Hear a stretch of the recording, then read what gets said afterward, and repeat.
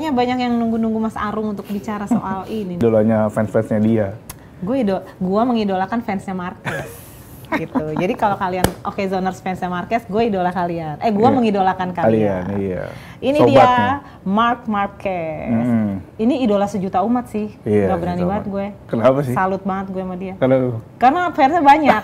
Gue tuh emang ada apa dengan fansnya?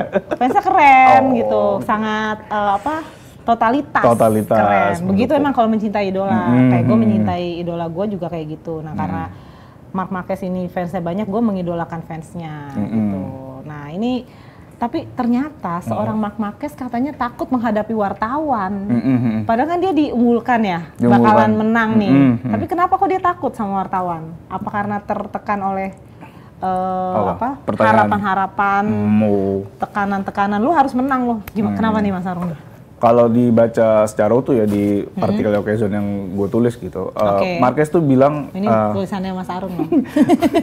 Marquez tuh bilang kalau sesi konferensi pers tuh akan jadi sangat bisa dibilang menakutkan, bisa dibilang agak sulit buat dia karena dia harus menjawab pertanyaan yang sama tiap pekan. Oh betul sih. Gimana lo misalnya minggu ini bisa jadi pemenang nggak, lo bisa jadi juara dunia di minggu template dan capek emang sih.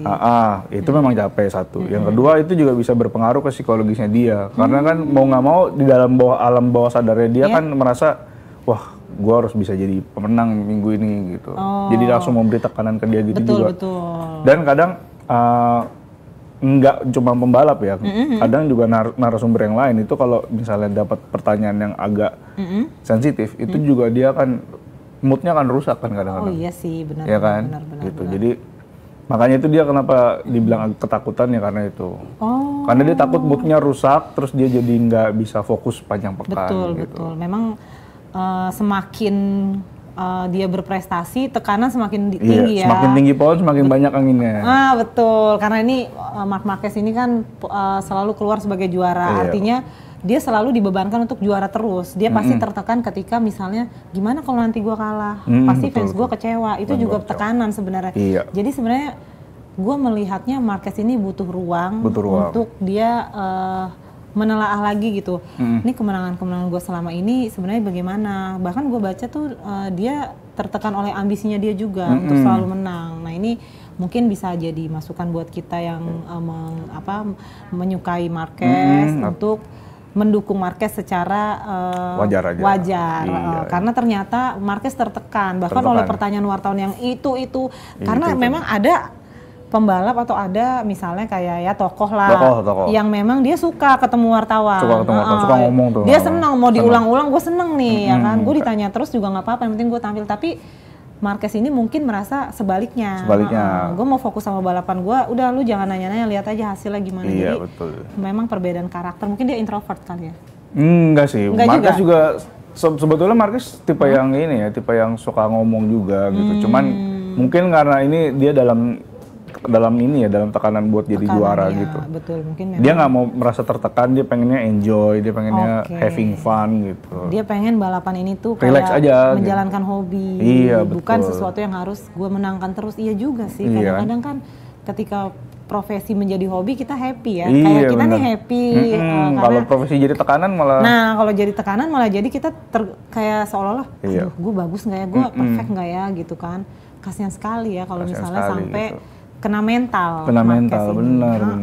Tapi kalau peluangnya Marquez sendiri gimana nih untuk mengunci gelar juara di sirkuit Motegi nanti nih? Kalau menurut Mas Arung? Di sirkuit Motegi ya, dia pernah 3 kali menang di sini, jadi peluangnya cukup besar. Dan untuk jadi juara dunia kan dia sekarang gini, dia kan di klasmen itu 512 poin.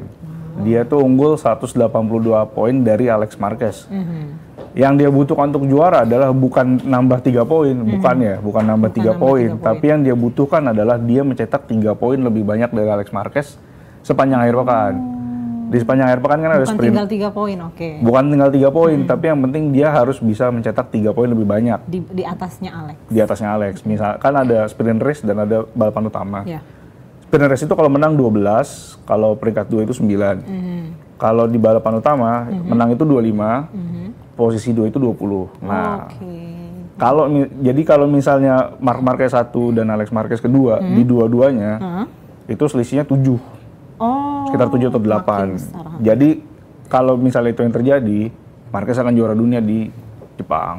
Gitu. Itu prediksinya ya. Tapi ada nggak sih tantangan terbesar Marquez untuk nanti meraih gelar juara itu? Walaupun memang peluangnya besar kan tadi dibilang. Iya, balapan di Jepang itu kadang, apalagi di musim-musim ini ya, itu tantangan utamanya di cuaca biasanya. Di cuaca, oke. Karena cuacanya nggak bisa diprediksi kan, kadang bisa tiba-tiba hujan, kadang kering gitu. Jadi itu salah satu tantangannya dia di musim ini, di Jepang, sorry.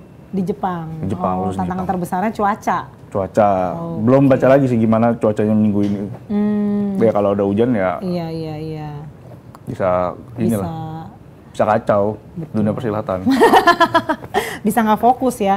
Dan juga kalau gue baca ya di okezone.com nih katanya tantangan Marquez yang juga tidak kalah menekan itu adalah keseimbangan antara ambisi meraih kemenangannya sendiri dan bagaimana dia menghadapi rival terdekat serta mengelola tekanan besar tadi nih dari luar lintasan. Jadi gue baru tahu ya kalau ternyata seorang pembalap besar seperti Marquez yang selalu menang, selalu banyak didukung, ternyata punya masalah dengan ambisinya sendiri. Iya, betul. Menghadapi ambisinya sendiri, menghadapi tekanan rivalnya. Bahkan dia kan dianggap tidak punya rival, ternyata dia tapi punya kekhawatiran. Iya. Seperti itu ya. Pasti ada kekhawatiran karena kadang dia dalam posisi kayak Marquez yang jauh unggul gitu. Musuhnya itu bukan dari Alex Marquez, dari Francesco Bagnaia, dari Marco Bezzecchi atau you name it lah gitu. Musuh terbesarnya adalah dirinya sendiri.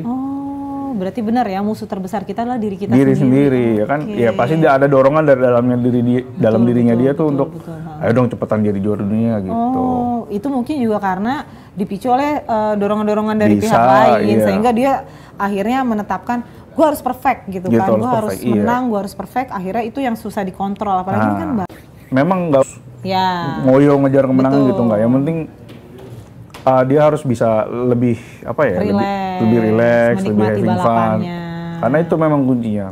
Mungkin kita sebagai penggemar ataupun pendukungnya juga bisa memberikan dukungan-dukungan moral ya dengan gitu.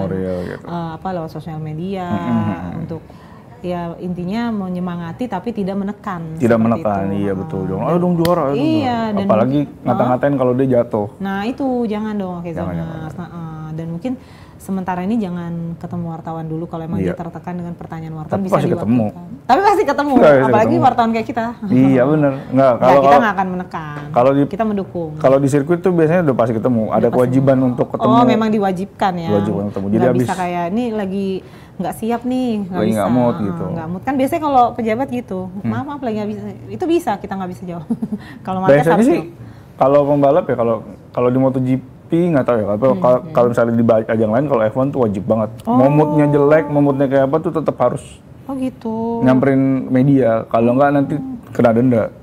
Oke. Nggak tahu kalau di MotoGP nah, mungkin itu aturan seperti yang akhirnya menekan ya, karena pertanyaannya itu lagi. Apakah kamu akan menang gitu kan? Ya ditanya kayak gitu, gue juga kalau mau balapan kayak apaan sih? Lihat aja dulu nanti. Gitu. Yang penting gue udah latihan, udah berusaha gitu.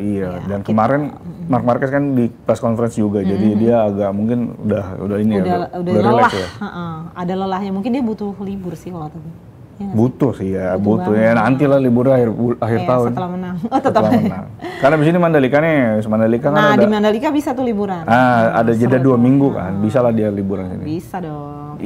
Cari aja, paling Marquez ada di sekitaran Bali kalau kan di sekitaran yang pada mau nonton di Mandalika tuh siap-siap lah. Iya, soalnya kan abis iri banget. Dari Mandalika ke Australia ya kalau nggak salah. Nah, ke Australia kan pembalap malas juga balik ke Eropa dulu kan. Betul. Biasanya makanya nih ya kalau mau fans-fans yang mau nyamperin pembalap nanti aja tuh habis Mandalika. Kemungkinan mereka semua ada, nggak semua ya, kemungkinan mereka ada di sekitaran Indonesia. Tapi kalau misalnya dia lagi lelah ya jangan diganggu. Jangan diganggu. Privasinya jangan Privasinya jangan tuh. Tetap harus minta izin gitu. Ayo boleh kalau foto memang tidak bersedia harus dihormati karena kita tahu gimana lelahnya sebagai baik fisik maupun mental gitu. Itu tips aja. Kalau misalnya mau ketemu pembalap, mereka liburan. Biasanya kalau nggak ke Bali, biasanya di Lombok. Stay-nya di Lombok. Nanti